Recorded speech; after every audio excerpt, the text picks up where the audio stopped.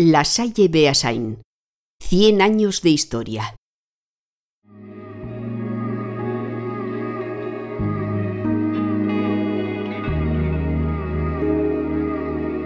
El Colegio La Salle de Beasain cumple 100 años de trayectoria académica. Y en un siglo de vida ocurren muchas cosas. 100 años dan, sin duda, para mucho. Supone un extenso recorrido cultural y el esfuerzo constante de multitud de personas. La historia de este centenario se rige por las circunstancias que han marcado el devenir de un centro educativo plenamente comprometido con el pueblo que lo acogió. Beasain hace ya 100 años.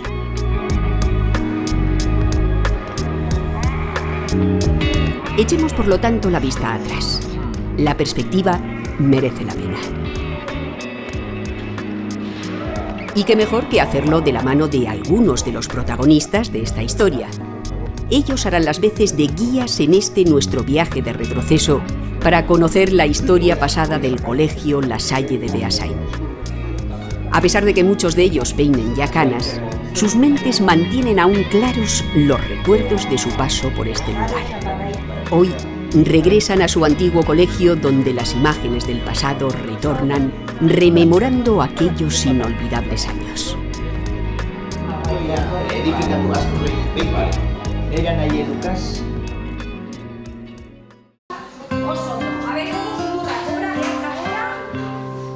Desde el momento de su fundación, el objetivo principal de este colegio ha sido siempre mejorar la sociedad por medio de la educación de quienes serían el día de mañana el futuro. Arduratasuna. Autonomiak. Transcendentzia. Hausnarketa. Bakea. A finales del siglo XVII, la filosofía lasaliana surgió en Francia como un compromiso de los hermanos de La Salle consagrados a vivir en comunidad y al servicio de la educación de los más desfavorecidos. A mediados del siglo XIX y procedentes del país vecino, donde la política anticlerical de la Tercera República Francesa les asfixiaba, los hermanos de La Salle llegan a Beasain en 1909. Al mismo tiempo, este municipio se estaba transformando. El incipiente sector industrial marcaba ya la necesidad de formar a los futuros trabajadores para afrontar esta nueva etapa. Como resultado de la unión de estas dos circunstancias, en 1909 los hermanos de La Salle crean el Colegio San Martín del Oinaz de Beasain. Su principal objetivo era, en una época en la que el conocimiento no estaba al alcance de todos, instruir a niños y jóvenes en una educación completa y al mismo tiempo religiosa. Los principales impulsores de la creación del centro fueron Francisco Urquía, Isaac Guereca y José Miguel Iturrioz. Estos tres personajes citados tuvieron una importancia extraordinaria en el arranque del colegio que hoy llamamos La Salle.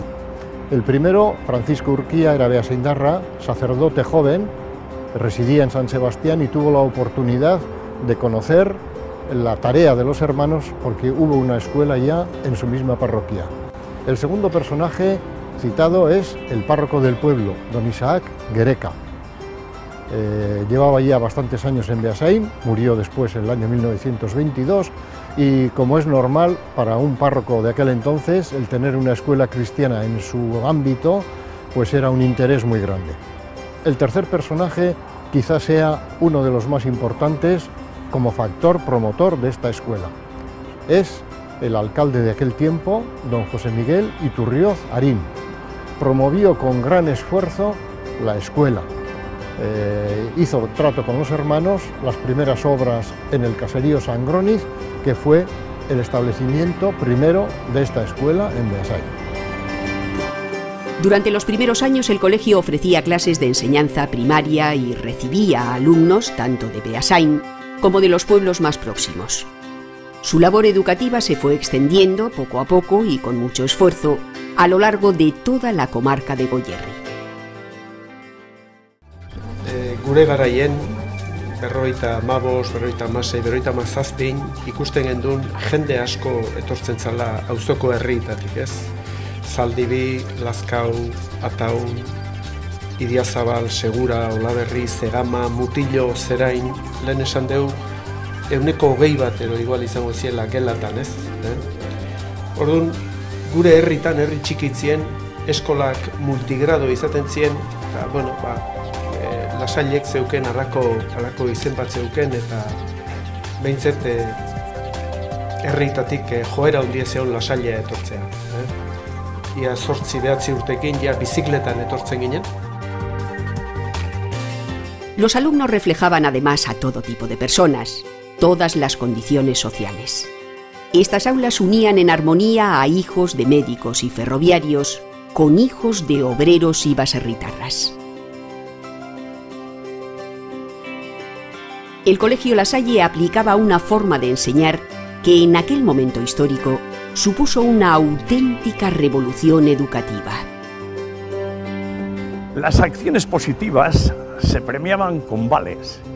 Este era, entre comillas, el capital que disponías para pagar posibles errores, ¿no? En vez de castigarte después de clase, pues te pedían 40 vales o 50 vales, y para que al final de curso, si disponías de ese capital, pudieras pagarte o bien medio viaje de estudios o el viaje entero. Los hermanos acostumbraban a llevar en el bolsillo siempre regaliz. Siempre llevaban trozos de regaliz. Y a quien se portaba bien, le daban un trozo de regaliz. Generalmente era de la marca Zara. No sé si existe en este momento, quizá exista, porque había regaliz delgadito y había otro regaliz plano, más anchito y más duro, y era ese el que solían dar los hermanos de La Salle, un regaliz muy rico. En 1926, el caserón que había acogido el colegio durante casi 2 décadas empezaba a quedarse pequeño. Se veía muy claro que había que crecer. Se planteó la cuestión. Buscamos otro terreno, nos quedamos aquí, y entre ellos el alcalde, antes citado, José Miguel Iturrioz, pues fue muy partidario de quedar donde se estaba. Se hicieron proyectos, se buscó dinero, de tal manera que la Junta Promotora en 1926 logró ya una escuela duplicada. El aperturismo social de la Segunda República tuvo también su claro reflejo en el entorno de la docencia. Buen ejemplo de este fenómeno fue la impartición, durante algo menos de 2 años, de clases en euskera. La Ley de Congregaciones de 1933 promulgó la secularización de las escuelas y los hermanos lasalianos hubieron de abandonar de forma pública el municipio. Sin embargo, otros profesores tomaron su relevo. No vestían sotana, pero por todos era sabido que eran hermanos de La Salle. La Asociación de Padres, que abogaba por la libertad de enseñanza, jugó en este momento un papel clave y fue el más acérrimo defensor de los hermanos.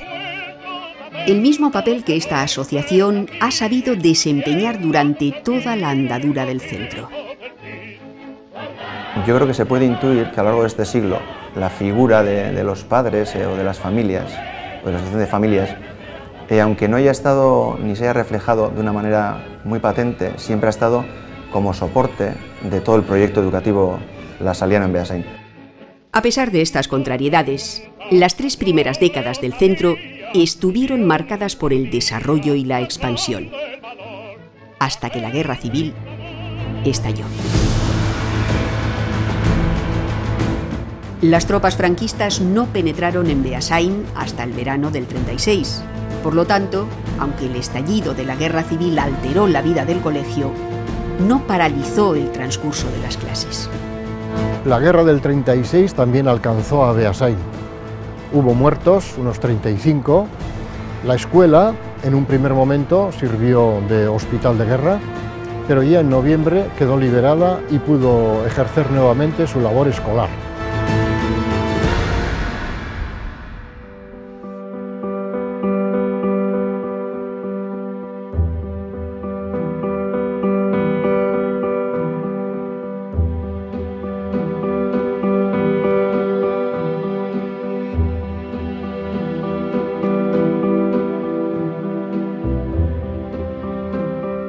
Durante la época de posguerra se incluyeron en el programa escolar un tipo de clases nunca antes impartidas.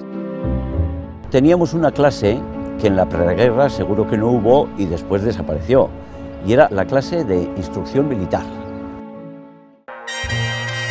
A partir de 1950, los hermanos promovieron la creación de un centro específico de formación profesional que se mantuvo en Beasain durante algunos años. La Salle fue el indiscutible precursor en la comarca de este tipo de enseñanza. En un pueblo industrial se echaba en falta algo que no fuera la literatura, el esto y lo otro. Hacía falta manos y hacía falta gente pues, que no tenía habilidades o no quería estudiar. Y se estableció ese tema de tipo lo que sería ahora el Goyerri aquí, una escuela industrial. A principios de los años 60, las instalaciones primitivas se encontraban en malas condiciones y se vio la necesidad de una remodelación del edificio. En 1964, y a pesar de que las reformas no habían sido finalizadas, se inaugura oficialmente el nuevo colegio. El emplazamiento es el mismo, los terrenos que había ocupado desde sus orígenes. En este periodo, José Osinalde fue una figura clave para la rehabilitación del edificio. Txikizan kontratista egin zona. Eta zeinek jarri zan dirua? Bueno, nik hori txilik egon behar daukat. Badaki, diru batzu mundik etorri ziren. Jarra jartan, nere denboran, Osinalde alde bat izeon, Arturo Azpeitia bestetik, eta Ormazabal asko laguntza zigun. Hor diru kopurue Osinaldek. Lo importante, no solo del dinero, sino de la idea, que a nadie se le ocurría, porque no pensaban que eso se podía llevar a cabo, pues fue este, un exalumno y muy del pueblo. Bizikietasuna. Evangelioa. Originaltasuna. Barnetasuna. Ecología. La educación impartida por los hermanos lasalianos ha sabido siempre evolucionar, amoldándose al paso del tiempo y respondiendo enérgicamente a lo que la sociedad requería.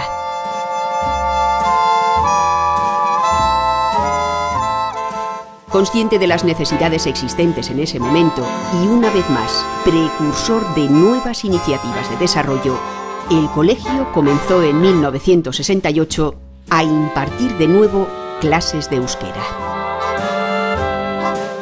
La euskaldunización fue tomando forma hasta que el fin de la dictadura supuso el colofón, y tanto los hermanos como el cuerpo docente fueron poco a poco euskaldunizándose. Esta labor culminó en la década de los 80, con la implantación del sistema de modelos lingüísticos y la introducción del modelo D.